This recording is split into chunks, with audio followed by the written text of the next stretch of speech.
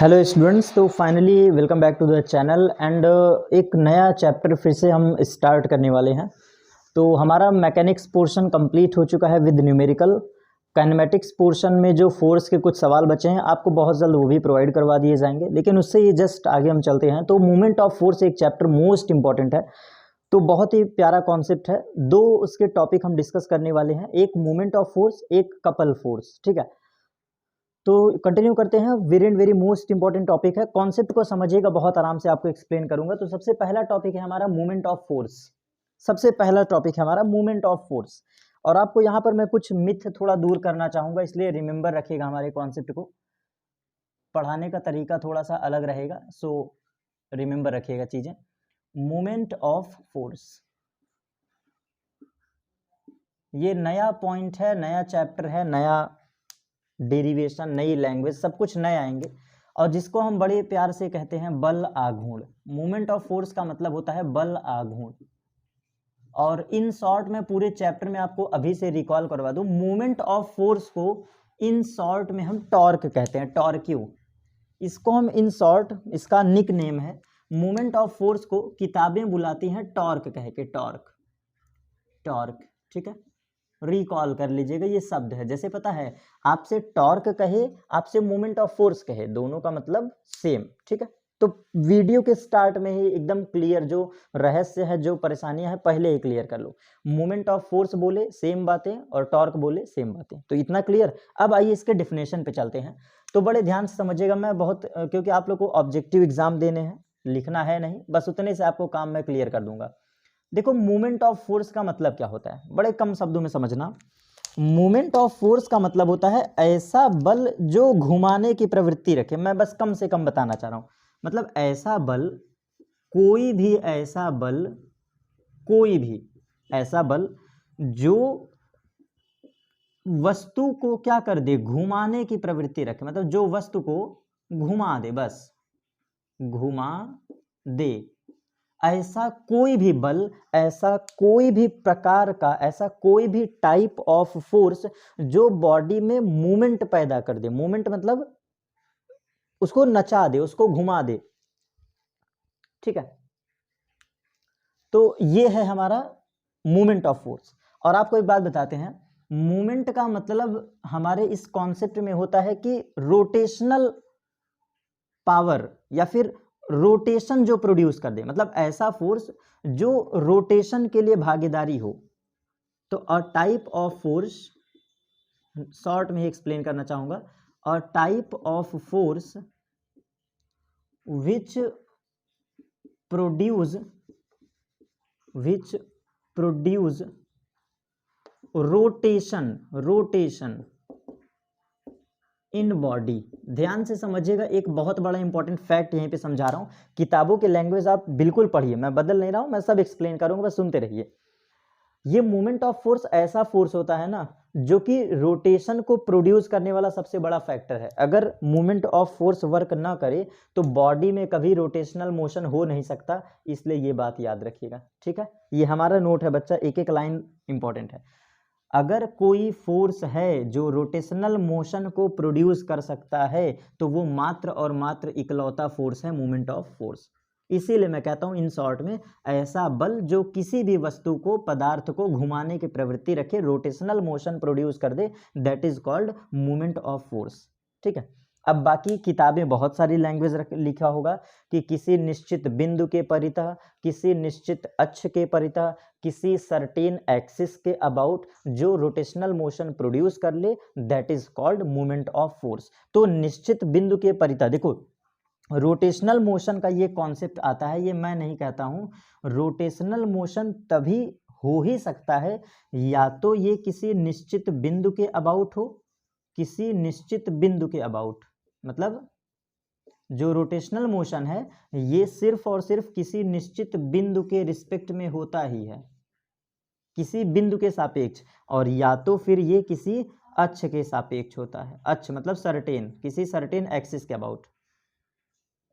तो ये बिल्कुल फिक्स कॉन्सेप्ट है, इतना बस आप याद रखो, बहुत पर्याप्त है। एक डायग्राम आपको मैं बनाता हूं, बस ध्यान देना। देखो, अगर मैं कहता हूं कि ये कोई पॉइंट P है और यहाँ से कुछ डिस्टेंस r पर एक फोर्स लग रहा है, दैट इज F। ये हमारा फोर्स है, दैट इज F, ठीक है, ये हमारा फोर्स F। मतलब कोई पॉइंट है, इस पॉइंट से at r distance, certain point r distance पर फोर्स लग रहा है, तो हम ये कहेंगे कि ये जो बॉडी है रोटेशनल मोशन स्टार्ट कर दी। ये जो बॉडी है ये रोटेशनल मोशन स्टार्ट कर देगा। पहले ये फोर्स ऊपर लगा, फिर इधर, मतलब ये रोटेशन स्टार्ट कर दिया। डेफिनेशन की बात करते हैं तो जो मूवमेंट ऑफ फोर्स टॉव होता है, जो मूवमेंट ऑफ फोर्स बल आघूर्ण होता है, बल आघूर्ण, ये बल आघूर्ण बल के परिमाण के, किसी भी एक बल के परिमाण, बल के परिमाण और मल्टीप्लिकेशन होता है लंबवत दूरी के, लंबवत दूरी के। और ये लंबवत दूरी कौन सा? लाइन ऑफ एक्सिस के अबाउट, मतलब लाइन ऑफ एक्सिस के अबाउट। मतलब इसको ऐसे भी हम कह सकते हैं कि movement of force is defined as it is a cross product of magnitude of force and perpendicular distance between two axis, या फिर perpendicular distance between axis of rotation. हाँ, ये भी कह सकते हैं, बिल्कुल, perpendicular distance between axis of rotation. मतलब ये फोर्स लग रहा है, ये फोर्स लग रहा है, तो एक्सिस ऑफ रोटेशन के रिस्पेक्ट में इसकी परपेंडिकुलर डिस्टेंस क्या है, ये भी आप कह सकते हैं। बिल्कुल आसान से समझा रहा हूं, जीरो लेवल से चल रहा हूं, इसीलिए धीरे धीरे धीरे धीरे। अभी इसका खतरनाक वाला भी लिखवाएंगे, लेकिन आराम से। पहला आपको फैक्टर ये याद रखना है कि कोई भी ऐसा बल जो किसी वस्तु को घुमाने की प्रवृत्ति रखे, दैट इज कॉल्ड बलाघूर्ण, ठीक। और बल आघूर्ण सिर्फ तभी हो सकता है जब बॉडी किसी निश्चित बिंदु के परितः, किसी निश्चित अक्ष के परितः क्या करे? रोटेट करे, गोल गोल घूमे, ठीक है। तो ये कंडीशन है, ये 2 पॉइंट मैंने लिखा कंडीशन।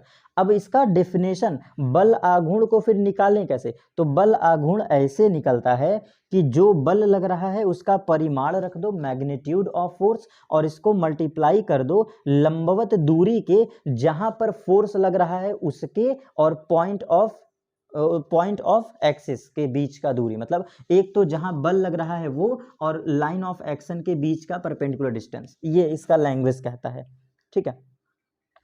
मतलब ओवरऑल बल की क्रिया रेखा तक की लंबवत दूरी, इसको ऐसे भी लिखा होता है, बल की क्रिया रेखा से लंबवत दूरी, बल की क्रिया रेखा, लाइन ऑफ एक्शन, बल की क्रिया रेखा से लंबवत दूरी,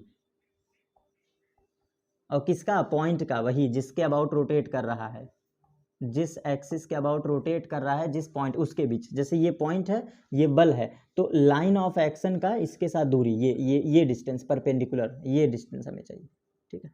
लाइन ऑफ एक्शन बड़े आसानी से लिया होता सवाल। अब इसको मैं हटा रहा हूँ, इस पॉइंट की इतनी आवश्यकता बहुत नहीं है। अब मैं कुछ और एक्सप्लेन करता हूँ, चलिए सुनिएगा जरा। अब इसका वैरायटी पढ़ते हैं, थोड़ा इसका वैरायटी पढ़ते हैं, क्योंकि इससे आगे चलेंगे तो ज़्यादा आसान रहेगा। इतने छोटे पॉइंट में फंसे रहेंगे तो फिर फंस जाएंगे ज़्यादा। मैं आपको ये सारे कॉन्सेप्ट छोड़ करके बिल्कुल आसान सा समझाता हूँ। अब सुनिएगा, ध्यान से सुनिएगा, ये पूरा कॉन्सेप्ट मैं ख़त्म करने वाला हूँ, ध्यान से सुनना।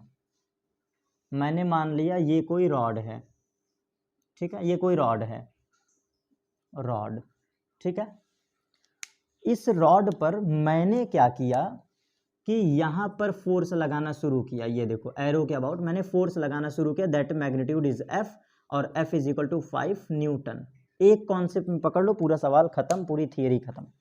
ये रॉड है, हमने इस पर फोर्स लगाना शुरू किया, लेकिन कंडीशन है यहाँ पर एक कील मार करके मैंने इसको जाम कर दिया, एक कील हमने गाड़ दिया, और इस कील के रिस्पेक्ट में ये रॉड ऐसे ऐसे सर्कुलर में घूमेगा। तो अब देखो यहाँ होगा क्या, जब आप बल लगाओगे, बल, तो ये घूमना चालू करेगा। आप खुद ही समझो, नीचे से बल लगाए घूमना शुरू करेगा ना, तो आप कहोगे सर ये तो घुमा दे रहा है। तो ऐसा बल जो घुमा दे किसी निश्चित बिंदु के, ये क्या है? ये निश्चित बिंदु है, सर्टेन पॉइंट है। तो ऐसा बल, कोई भी बल जो निश्चित बिंदु के सापेक्ष घुमा दे, दैट इज कॉल्ड बल आघूर्ण। तो अब आपका डिमांड होगा सर निकालें कैसे? तो जो टाउ होता है, टाउ बराबर होता है बल का परिमाण, तो देखो एफ है, मैंने लिख दिया एफ, एफ, ठीक। और इसको गुणा कर दो इस लाइन ऑफ एक्शन, ये लाइन ऑफ एक्शन यही है ना, खुद समझो। लाइन ऑफ एक्शन का मतलब यही ना है जिसके अबाउट आप लाइन ऑफ एक्शन कर रहे हो। इतना एक्शन रिएक्शन पढ़ाए हैं कि खुद समझ लो, ठीक, यही पढ़ाए हैं ना। और इस लाइन ऑफ एक्शन का निश्चित बिंदु के साथ लंबवत दूरी, लंबवत दूरी। तो अब हम करेंगे क्या कि मान लिया हमने यहाँ से यहाँ तक की दूरी क्या है, आर, आर। हमेशा निश्चित बिंदु से लाइन ऑफ एक्शन की दूरी रखना, ये रट्टा मार लो, लाइन ऑफ एक्शन और सर्टेन पॉइंट के बीच हमें लंबवत दूरी लेना है, हमेशा परपेंडिकुलर डिस्टेंस, ये भी रट लो, परपेंडिकुलर डिस्टेंस ही होना चाहिए, कोई और डिस्टेंस नहीं। तो F इंटू आर, ठीक है। अब वैल्यू रख देते हैं। हमने मान लिया कि इस रॉड की ये दूरी है 2 मीटर, 2 मीटर, ठीक है। देखो आंसर कैसे, 5 न्यूटन गिवन है, 5 into 10 is equal to 5 into 10 हो गया, और इसका आंसर होगा न्यूटन इंटू मीटर। तो ये आपका आंसर आ गया, यही चीज़ आपको अप्लाई करना था, बस सिंपल। अब इसी पर एक और सवाल बदल दे, देखो अब इसी पे एक सवाल और बदलते, ध्यान से देखना, ये सब जैसे बने रहने दो, अब इसको इरेज कर देते हैं। अब हमारे दिमाग में आया कि ये जो रॉड है हम ऊपर से फोर्स लगाएं, देखना अब हम यहाँ फोर्स लगाएंगे, ये देखो यहाँ, अब हम ऊपर से फोर्स लगा रहे हैं, ये कितने न्यूटन का, 60 न्यूटन का फोर्स। तो अब बताओ ये बॉडी कैसे घूमेगा, कैसे घूमेगा, नीचे की तरफ, तो नीचे की तरफ घूमना शुरू होगा ना। अब क्या फिर से फॉर्मूला लगाएंगे, चलो देखो, तो फॉर्मूला सेम है, हम लिख देंगे मैग्नीट्यूड ऑफ फोर्स 60, और लाइन ऑफ एक्शन क्या है, ये देखो लाइन ऑफ एक्शन क्या है, यही है, लाइन ऑफ एक्शन से निश्चित बिंदु की दूरी, ये परपेंडिकुलर दूरी कितना है, तो हम मान लेते हैं कि दिस इज एक्स, हम मान लिए, माना एक्स, ये दूरी क्या है, माना एक्स, ठीक है, एक्स। तो हम लिख देंगे यहाँ पे 60 इंटू एक्स, या फिर एक काम करते हैं f इंटू एक्स कर देते हैं, और x की कुछ वैल्यू मान लेते हैं, सवाल में दिया होगा। तो हम मान लेते हैं ये रॉड है हमारा 10 मीटर का, हमने मान लिया ये रॉड कितने का है, 10 मीटर का। तो 60 इंटू 10 ये हो गया 600 न्यूटन इंटू मीटर। विद सवाल समझ में आ रहा है। अब आपको एक बात बताएं, यही सवाल आप जाकर देखना, अगर दोनों फोर्स को हम मिक्सअप कर दें, इसी का एक सवाल और आपको समझाने के लिए, इसी पर एक सवाल और आपको समझाने के लिए, सेम यही सवाल है, ये रॉड है, ठीक है, ये रॉड है, और इस पर दो फोर्स लग रहे हैं, एक ऐसे लग रहा है 60 न्यूटन का, और एक यहाँ पर लग रहा है 5 न्यूटन का, 5 न्यूटन का, और ये है निश्चित बिंदु जिसके रिस्पेक्ट में बॉडी घूम रहा है, जिसके रिस्पेक्ट में बॉडी घूम रही है। मेरा आपसे क्वेश्चन है कि इसका टाउ डिफाइन करो, टाउ, इसका हमें क्या डिफाइन करना है, टाउ। तो आपके दिमाग में चलेगा कि सर यहाँ तो दो दो फोर्स लग रहा है, कैसे निकाले, लेकिन बल, वेक्टर का रूल याद करो, वेक्टर का रूल, 60 न्यूटन ज़्यादा होता है ना, तो 60 न्यूटन नीचे लग रहा है और 5 न्यूटन ऊपर लग रहा है, तो परिणामी कौन जीतेगा, एकदम जेन्युइन समझो, ये सवाल दिया है। अगर मैं इतने आराम आराम से पढ़ा रहा हूँ तो उम्मीद करता हूँ आपके सवाल भी इसी में हो गए। खुद ही सोचो, वेक्टर लॉ किताब में अलग से लिखा है, किताब मत पढ़ना, क्लियर कह रहा हूँ, किताब मत पढ़ो। 60 न्यूटन ऊपर से नीचे लग रहा है और नीचे से ऊपर 5 न्यूटन लग रहा है, तो परिणामी क्या होगा, आप जवाब दोगे जो परिणामी बल है, जो परिणामी बल होगा, रिजल्टेंट फोर्स होगा, that resultant force is 60 minus 5, बड़ा माइनस छोटा, 60 माइनस 5, तो एक्चुअल में फोर्स का मैग्नीट्यूड क्या है, 55 न्यूटन। और बड़ा कौन है, विजेता कौन होगा, 60 न्यूटन बड़ा है तो यही विजेता मानोगे ना, क्योंकि बड़ा माइनस छोटा, तो एक्चुअल में इस पर 55 न्यूटन का फोर्स लग रहा है, एक्चुअल में इस पर नीचे की तरफ 55 न्यूटन का। अब बताएं टाउ क्या होगा, तो टाउ होगा 55 गुणे 20, क्योंकि हमने क्या माना है, सॉरी 10 मीटर, हमने 10 मीटर माना है, तो ये आंसर हो गया 55 गुणे 10, और आंसर है न्यूटन इंटू मीटर। तो आप इसका आंसर बोलोगे 550 न्यूटन इंटू मीटर। आप जाके देखना, ये सवाल दिया है, ऐसा ही सेम सवाल है, बस उसमें किया क्या है, बच्चा गलती कर देता है, ऊपर से लगाया है 60 न्यूटन, नीचे से लगाया है 10 न्यूटन। तो ऐसे सवालों में कॉन्सेप्ट रट्टा मार लो, बड़े में से छोटा से घटा देना, और जब घटाओगे तो आप जवाब दोगे कि जीतेगा तो परिणामी ही ना, जीतेगा तो रिजल्टेंट ही, तो हमारा आंसर होगा 60 - 5 और दिस। क्लियर, ये कॉन्सेप्ट क्लियर हुआ। अब यहाँ पे यूनिट भी जब इतने बार मैंने लिखा है तो आप जरा 2 पॉइंट और रोटेट लिख लो जो आपके लिए इंपॉर्टेंट होगा, रट्टा मार लो। और भी एक चीजें हैं, तो यूनिट ऑफ टाउ क्या होगा, यूनिट ऑफ टाउ, तो यूनिट ऑफ टाउ है F क्रॉस D, तो इसका आंसर हो जाएगा newton into metre, newton into metre, ये यूनिट आ गया। अब इसको इरेज करते हैं, सवाल यही रहने दीजिए। अब इसमें कुछ वैरायटी चेंज कर देते हैं, कुछ और भी पॉइंट मुझे डिस्कस करना है। तो चलो देखो, अब बात ये है ना कि जो टाउ होता है ये एक वेक्टर क्वांटिटी है। अब वेक्टर क्वांटिटी है तो बड़ा खेल इसमें ये हो जाता है कि डायरेक्शन भी मैटर करती है, यहाँ डायरेक्शन भी मैटर करती है। तो आइए आपको 2 डायग्राम के साथ मैं समझाता हूँ, छोटा छोटा 2 डायग्राम बनाता हूँ, ध्यान से सुनिएगा, समझ में आ जाएगा आपको। हमने माना ये L लेंथ की कोई रॉड है और हमने अप्लाई किया है यहाँ पर F फोर्स, ठीक। अब आप समझ जाएंगे, और इस पॉइंट के रिस्पेक्ट में रॉड घूम रही है, और सेम एज इट इज़ एक और हम रॉड बनाते हैं, ये रॉड है और पॉइंट वही है, लेकिन अब की बार ऊपर से फोर्स हमने लगाया और हमारा लेंथ क्या है, L है। दोनों में कॉन्सेप्ट को समझिएगा, सवाल सेम, सब कुछ सेम, क्योंकि सदिश राशि होने की वजह से हमें दिशा का जिक्र करना पड़ेगा। तो पहले लिख दे रहा हूँ, इट इज़ वेक्टर क्वांटिटी, और जब ये सदिश राशि है तो सदिश राशि का मतलब है आपको दिशा निश्चित पता होना चाहिए, पहले से दिशा का पता रहना बहुत ज़रूरी है, ठीक है, पता रहना ज़रूरी है। तो हम चल रहे हैं डायरेक्शन के बारे में बात करने, तो कॉन्सेप्ट को नोट डाउन कर लीजिएगा। देखिए आप समझाते हैं। अब आपको करना क्या है कि रूल ये कहता है कि अगर क्लॉकवाइज टॉर्क है, अगर लगाए गए फोर्स से बॉडी क्लॉकवाइज घूम जाती है तो this torque is taken as negative, this torque is taken as negative. अगर हमने बल लगाया और उस बल ने क्लॉकवाइज डायरेक्शन में घुमा दिया तो टेकन एज निगेटिव टाउ, और अगर हमारा एंटी क्लॉक में घूमता है बॉडी, एंटी क्लॉकवाइज में अगर बॉडी घूमती है तो taken as positive tau, positive tau. ये 2 कॉन्सेप्ट याद है। अब आओ देखो इसको समझते कैसे हैं। क्लॉकवाइज का मतलब क्या होता है, घड़ी का घूमना। क्लॉकवाइज का मतलब होता है ऐसे, ये देखो ये एरो हमने ऐसे लगाया, ये दिस इज कॉल्ड क्लॉकवाइज, सही है ना, ये है हमारा क्लॉकवाइज। देखो मैं नचा भी रहा हूँ और हमारा एरो भी देख लो कितना अच्छा बना है, एरो हमने लगा दिया, ठीक, क्लॉकवाइज, दिस इज क्लॉकवाइज। और एंटी क्लॉक का मतलब होता है घड़ी के चलने के उल्टा, तो ये घड़ी का उल्टा है, ठीक है, ये घड़ी का उल्टा है एंटी क्लॉक। अब देखो होगा क्या, सुनिएगा ध्यान से, ये बड़ा अच्छा कॉन्सेप्ट है। आइए सवाल के थ्रू समझते हैं। इस फिगर को देखो, ये फिगर कैसे टॉर्क क्रिएट कर रहा है, चलो एक बार चेक करते हैं। ऊपर से फोर्स लगाए, ऊपर से, तो ये ऐसे ऐसे घूमेगा। हमने ऊपर से फोर्स लगाया, जब तुम यहाँ पे खड़े होगे तो नीचे रॉड आ जाएगी ना, तो कैसे हुआ, एंटी क्लॉक, ये क्या है, एंटी क्लॉक।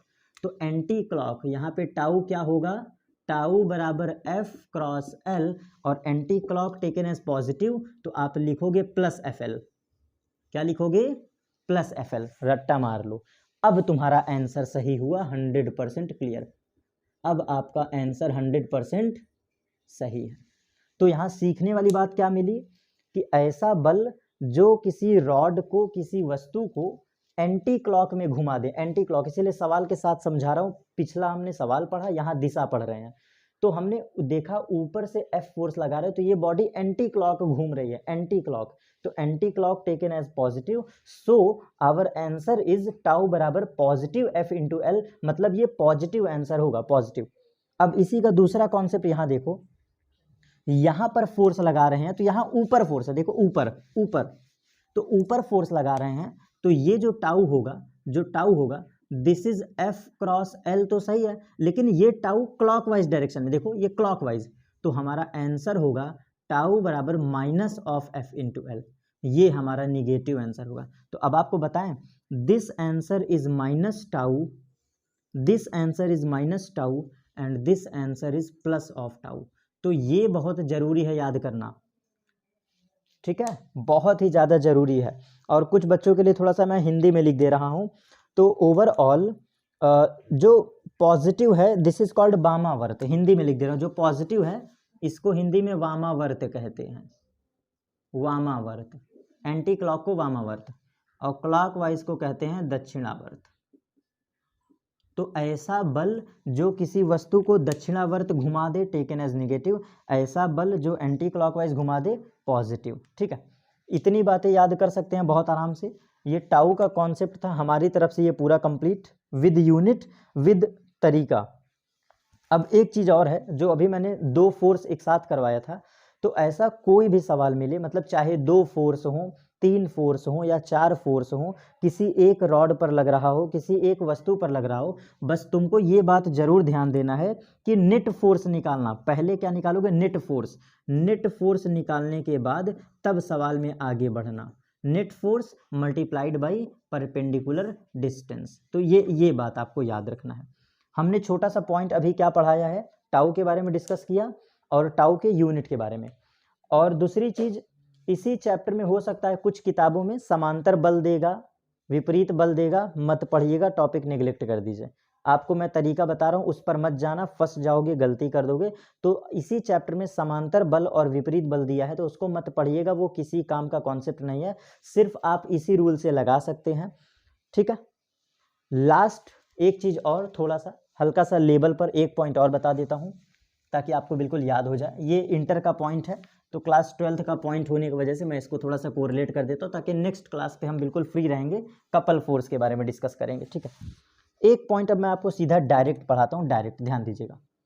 एक्चुअल में जो बल आघूर्ण होता है टाउ, ये बच्चा सदिश क्वांटिटी होता है, तो हम लिखते हैं F क्रॉस D। अब जरा देखिएगा, सुनिएगा, जो बल आघूर्ण तुम पढ़े हो, उस बल आघूर्ण का ये फॉर्मूला है जिसको हम कहते हैं सदिश स्वरूप। क्लास 11th में ये पढ़ाया जाता है। ठीक है, सदिश स्वरूप, ये वेक्टर रिप्रेजेंटेशन है। और इसी टाउ का दूसरा फॉर्मूला हम लिख सकते हैं mod of F and mod of D sine theta n cap. ठीक है, जो हम फॉर्मूला पढ़े हैं अभी F क्रॉस D वाला, उसी को सदिश स्वरूप में ये लिख सकते हैं। आप इसको भी रट्टा मार लो, जरूर पढ़ लो।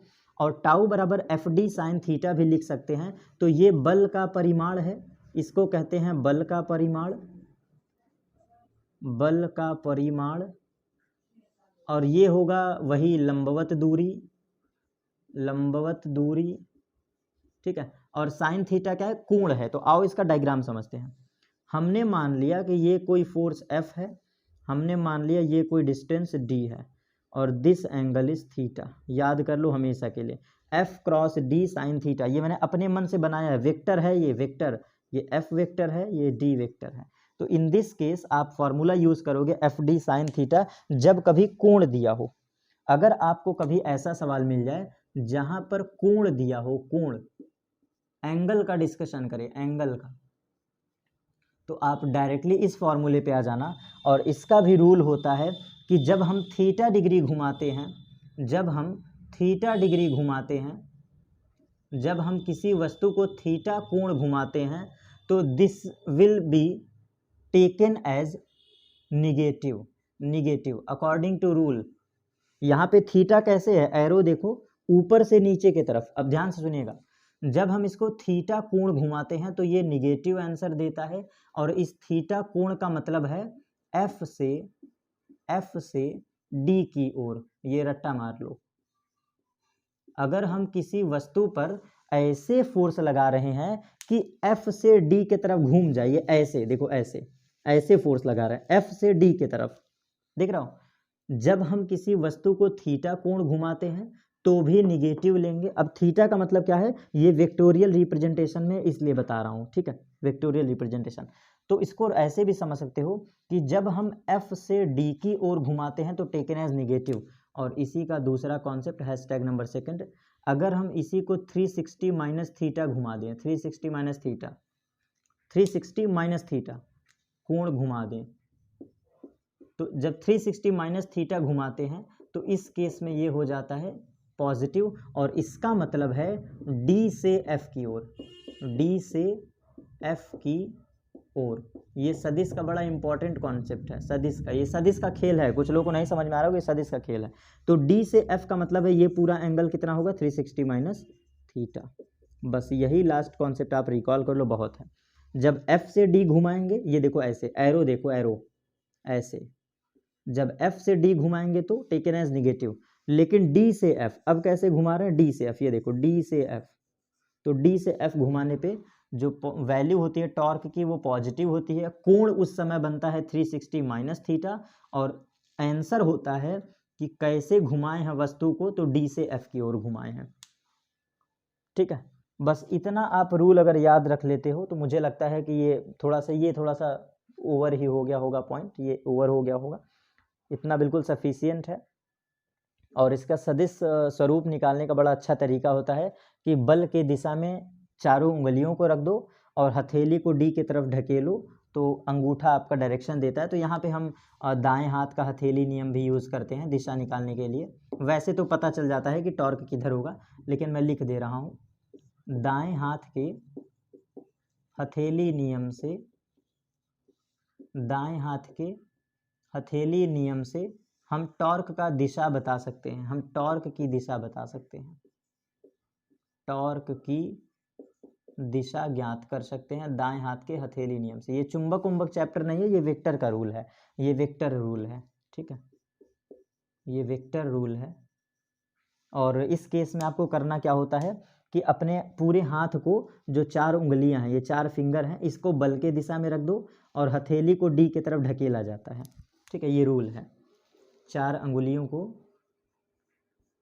जो आपके दाएं हाथ की 4 अंगुलियां हैं, 4 फिंगर हैं, 4 अंगुलियां, इनको रखते हैं बल की दिशा में, इनको रखते हैं बल की दिशा में, और जो हथेली है, हथेली, इस हथेली को धक्का लगाते हैं, हथेली को धक्का लगाते हैं डी के दिशा में, डी के दिशा में, मतलब किधर घूम रही है बॉडी। और उस केस में अंगूठा तुम्हारा बलाघूर्ण का दिशा देगा। तो इस शर्त में जो अंगूठा होगा, अंगूठा ये तुम्हारा टाउ की दिशा बताता है, ये तुम्हारा टाउ की दिशा बता देगा। ठीक है, ये शर्त है। और इसको सिंपल सा तरीका ऐसे समझ लो, हमने रखा ये ऐसे, तो ऐसे हाथ रखेंगे F और नीचे की तरफ ढकेलेंगे, अंगूठा किधर है, अंदर, आंसर हो गया। ठीक है, मतलब बल के दिशा में 4 उंगलियों को हमेशा रखते हैं। फिक्स कॉन्सेप्ट है, बिल्कुल फिक्स है, निश्चित है, बदल नहीं सकते, क्योंकि वेक्टर रूल है। तो ये जो 4 अंगुलियां हैं, 4 अंगुलियां को रखो बल के दिशा में, ये देखो रख दिए बल के दिशा में। अब इसको नीचे ढकेलो, क्योंकि डी नीचे है। देखो मैंने क्या लिखा है, हथेली को धक्का लगाओ डी के तरफ, तो डी किधर है, नीचे, F से डी के तरफ। अंगूठा किधर बताएगा, अंदर, देखो अंगूठा अंदर है ना, तो हम बताएंगे टाउ क्या होगा, अंदर। सिंपल से ये कॉन्सेप्ट है, सवाल इस पे नहीं है, तो इसीलिए मैंने बस फॉर्मूला बताया है, इतना बहुत है। ठीक है बच्चा, तो मिलते हैं फिर फाइनली नेक्स्ट क्लास पर। उम्मीद करता हूँ ये आपके लिए बहुत हेल्पफुल कंटेंट होगा। लास्ट के पॉइंट मैंने जानबूझ के थोड़ा सा लेवल का कर दिया है कि अगर कुछ बच्चे क्लास 11th पास आउट वाले होंगे तो उनको ये समझ में आ जाएगा कि कहाँ से मैं कॉन्सेप्ट एक्सप्लेन कर रहा हूँ, और जो यूपी पॉलिटेक्निक वाले हैं वो इसके पीछे तक का ही समझ ले, बहुत सफिशियंट होगा आपके लिए। ठीक है मेरे प्यारे बच्चों, मिलते हैं नेक्स्ट क्लास पर, वहाँ पर हम मूवमेंट ऑफ फोर्स के बारे में डिस्कशन करेंगे। धन्यवाद आप सभी का।